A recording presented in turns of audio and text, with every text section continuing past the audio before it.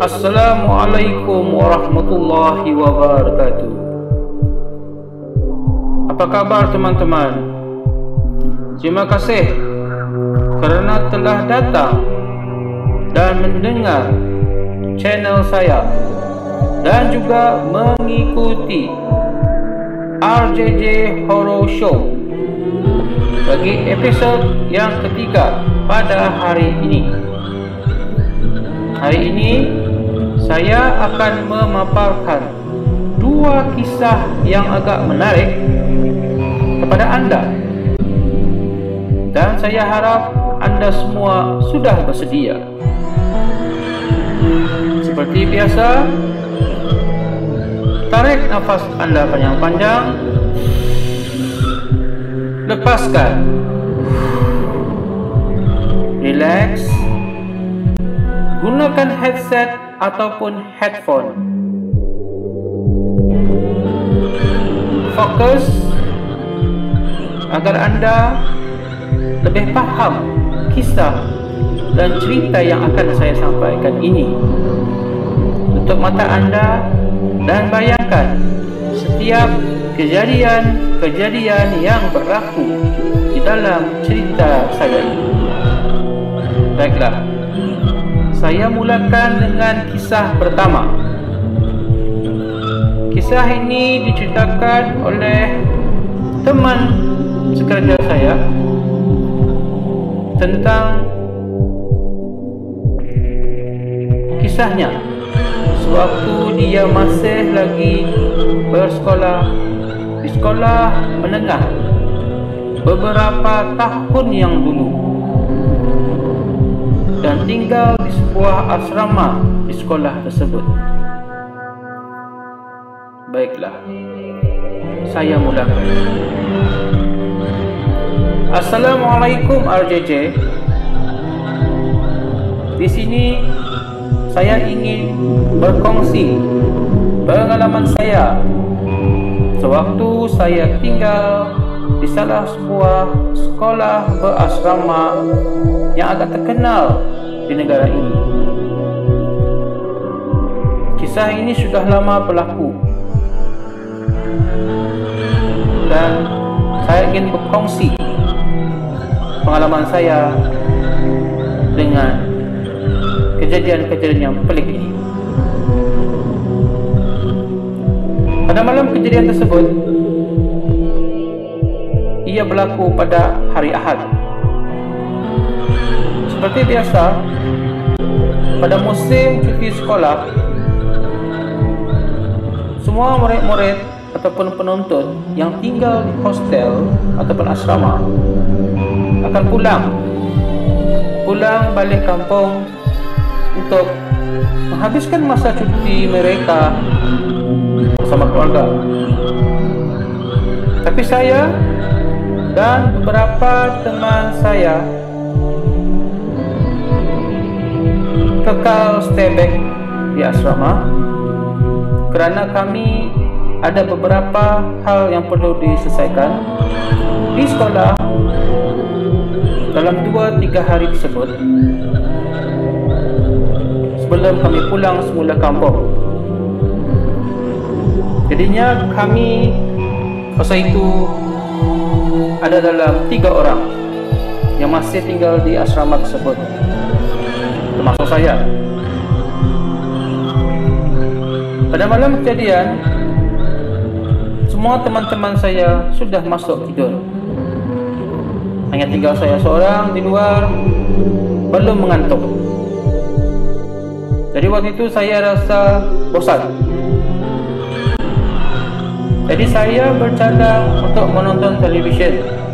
Mana tahu ada rancangan yang dapat menarik hati saya sambil menunggu mata saya ini mengantuk. Saya pun membuka televisyen dan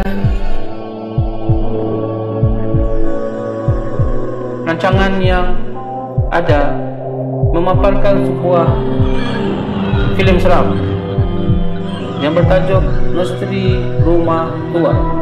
Saya masih ingat filem apa yang saya lihat pada malam itu. Agak menarik ceritanya, jadi saya pun terus menonton film tersebut. Jam sudah menunjukkan pukul 11.45 malam. Mata saya baru terasa berat dan mengantuk. Film pun sudah selesai. Jadi dalam keadaan yang terhoyong-hayang kerana mengantuk, saya pun perlahan-lahan berdiri dan bergerak menuju ke bilik tidur saya. Dengan keadaan yang masih berat, terasa berat badan saya kerana terlalu mengantuk, amat mengantuk masa itu.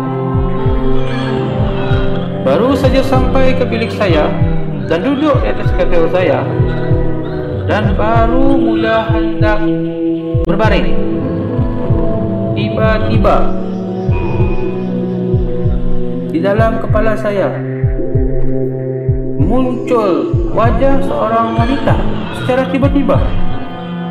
Padahal waktu itu saya tidak lama lagi hendak terlena, ataupun dalam beberapa saat lagi hendak tidur. Tiba-tiba wajah seorang perempuan muncul dengan matanya yang terbeliak. Saya pun terkejut. Dalam hati saya, adakah saya ini tidur sudah ataupun belum? Ataupun adakah saya masa ini sedang bermimpi? Badan saya pun sudah mula berbaring di katil, tapi waktu itu saya tersedar daripada mengantuk saya. Tetapi tiba-tiba badan saya pula terasa berat, dan perlahan-lahan saya terasa seperti ada sesuatu benda yang memeluk badan saya.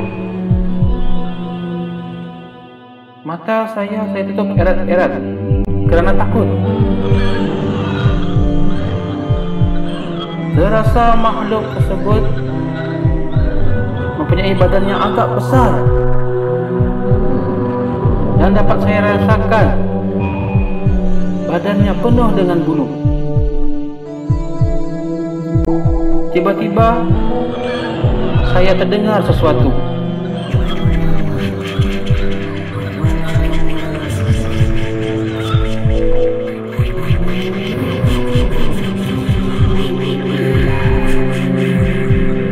Bunyinya sama seperti orang sedang berbisik, betul-betul di atas telinga saya di sebelah kanan.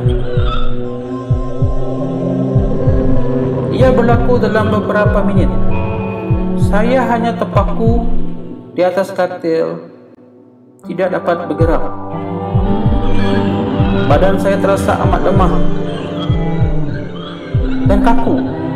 Saya pun tidak tahu kenapa.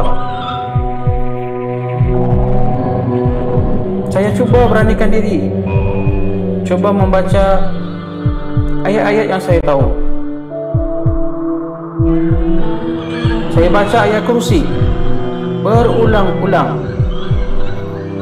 Lama-kelamaan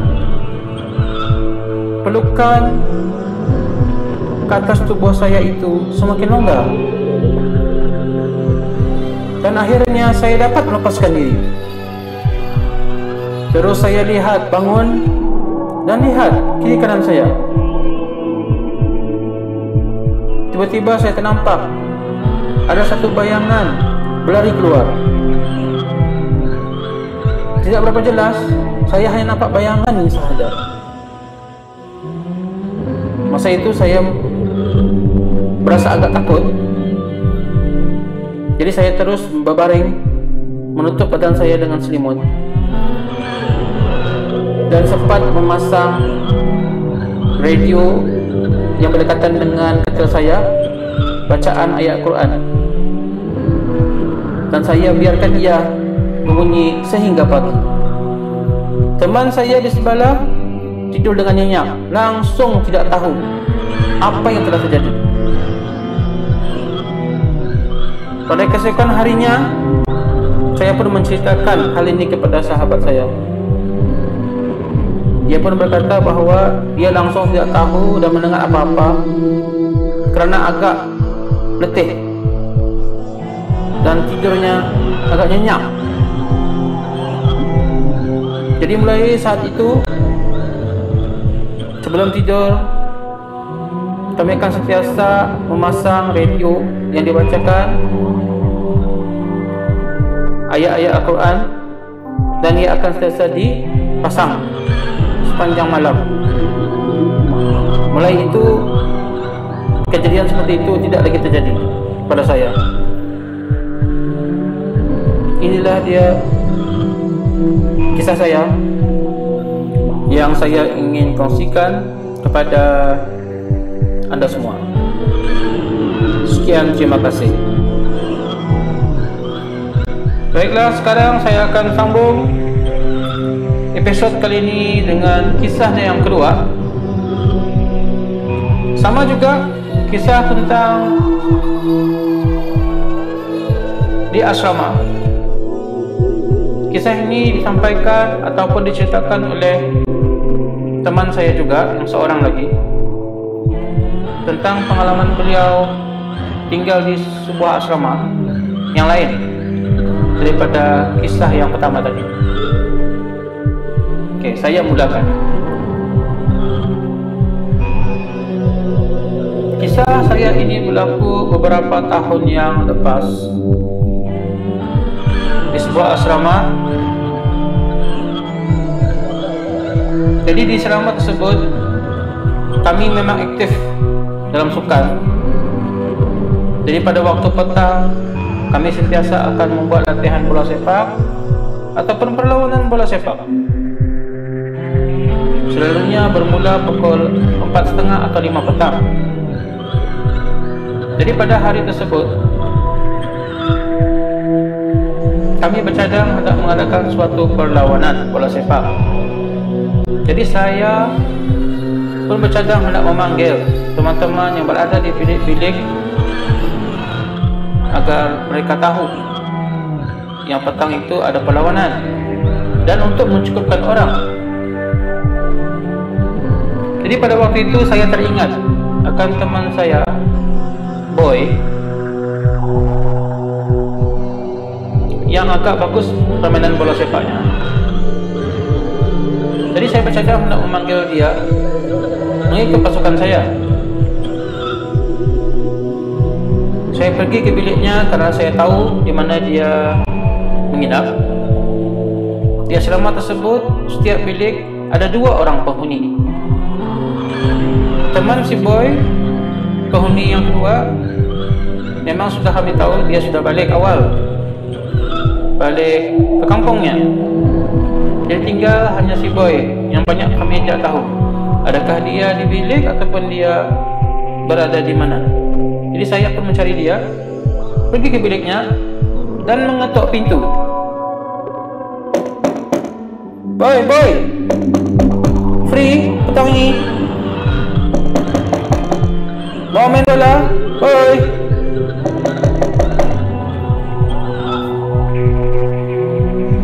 Jadi waktu saya mengetuk itu belum ada disahut. Jadi saya rasa tidak ada orang. Saya pun baru menoleh. Tiba-tiba saya mendengar sahutan dari dalam bilik tersebut. Buka. Jadi saya pun, oh, ada orang. Saya pun buka pintu tersebut perlahan-lahan dan melihat ke dalam. Oh betul, saya nampak ada si Boy berdiri berdekatan dengan jendela, baju hitam, seluar hitam, tapi tercegat, kaku. Saya ini pun bertanya, Boy, tak nak join ke petang ni main bola? Saya nak cukup orang ni, 10 lawan 10, boleh? Awak join saya? Dia hanya diam, tidak menjawab, kaku dan muka dia tidak ada ekspresi apa-apa, hanya melihat saya dengan satu pandangan yang tajam tanpa berkelip-kelip. Saya waktu itu tidak ada merasakan apa-apa.